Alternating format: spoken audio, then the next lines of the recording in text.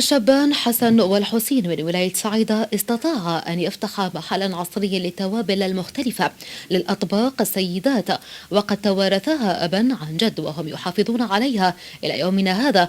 ويستقطب هذا المحل عشرات المواطنين، إذ أصبحت هذه التوابل مصدر ثقة للكثير من العائلات. المزيد في ميكروفون بدر الدين تيفون.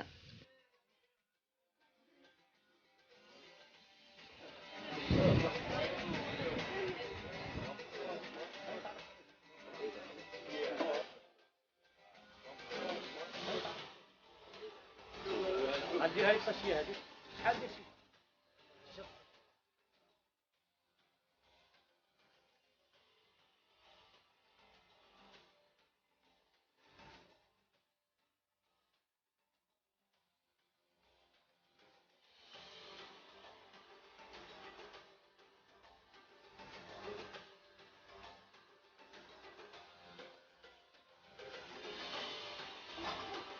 هذه باش تجوني لنا من الوقت.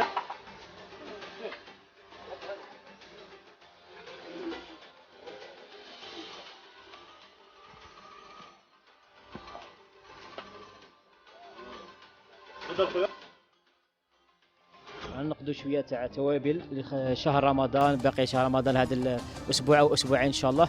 حنا جينا هنايا عند الحسن والحسين باش ندو حاجه تاع غارونتي.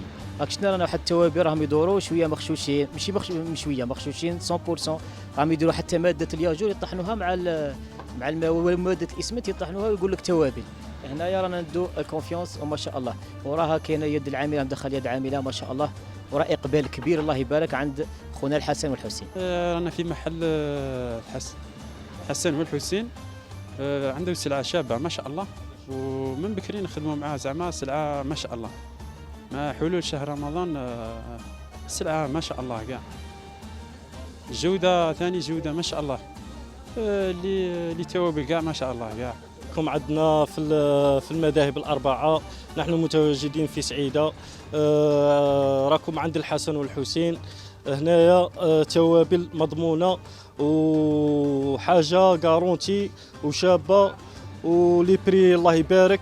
رانا دايرينكم أسعار كاع تاع كاع نورمال ان شاء الله بربي كاع تعجبكم. حسين، مرحبا بكم في ولاية سعيدة، بالضبط في المذاهب. عندنا لي زيبيش حاجه زينه، نطحنوا وحدنا سلعه كاليتي ورتينها ابا عن جد. مرحبا بكم ورمضان مبارك.